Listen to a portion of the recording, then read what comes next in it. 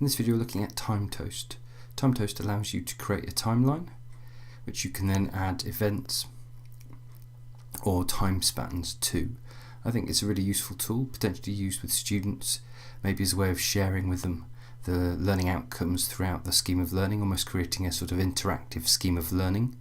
I think it could also be used by the learners to present their research, in that they can organise their sources in the order that they were published online.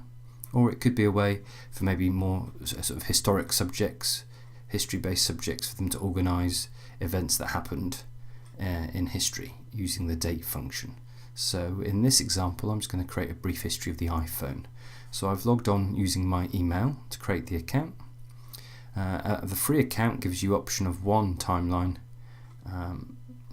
that's draft and an unlimited, I think it's unlimited, but correct me if I'm wrong, timelines that are published. If you pay for the timeline options, you can add a collaboration feature, so you can collaborate with others. But for this purpose, I think as a sort of students using it as a one-off project, I think it's fine to use the free version. So I've logged on, I've created my timeline. If I click edit, just to show you, when you create a new timeline, it asks you to put in the title, the status, the category. So let's choose science and technology. Allows you to upload an image and then update the timeline. Okay, so we've got it there, and then having done that, you can add events and time spans. So let's add an event. So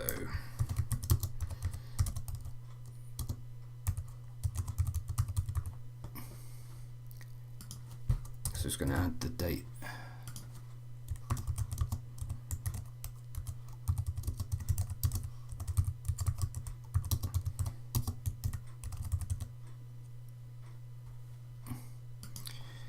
Correct some spellings.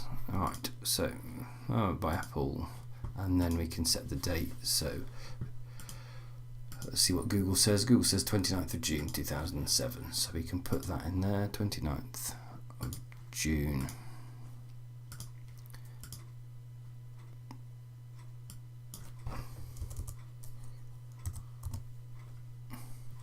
And we could add an image. So we've already got an image of the original phone. We can click upload and choose that. And you've got the option to obviously change the date depending on when it was. So it's adding the image there. And then click create event. And then we can go on and we can have a look at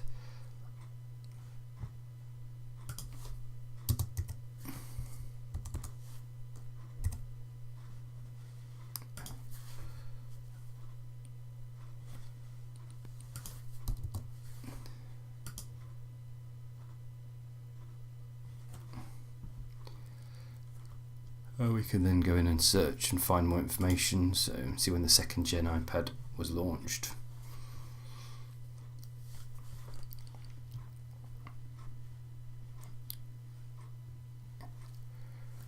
So you could find other information, so we could say that the latest one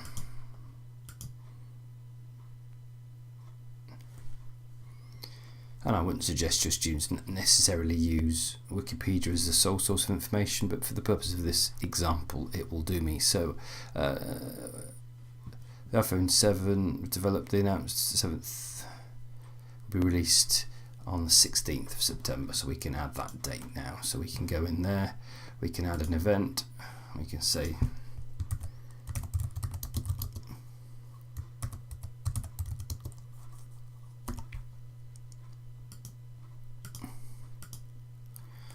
uh,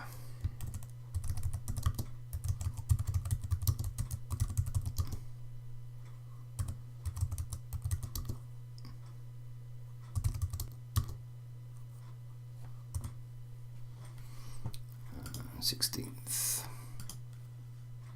and then we could find a picture.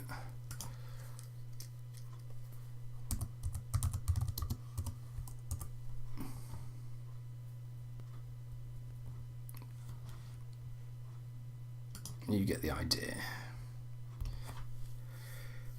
So we'll just add an image just so you can see how the timeline grows. But I think, as I said already, this could be a great way of the learners organising their data.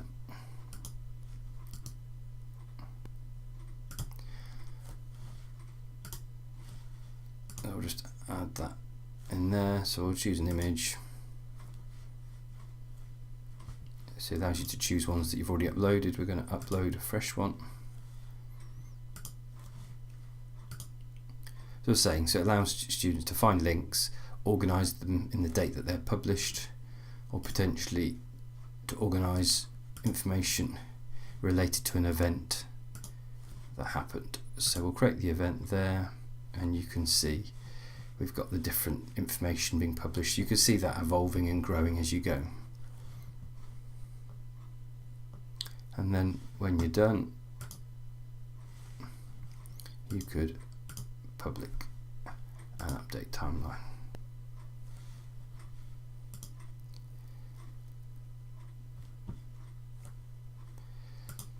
Now with the paid account, as I said, you could click collaborate and you could add users if you had the paid account. So let's view the timeline.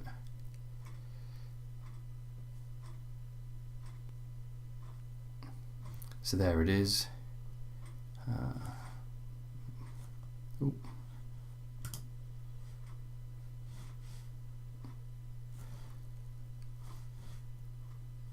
And you can see the points there, and when you click on the plus you get to see more information.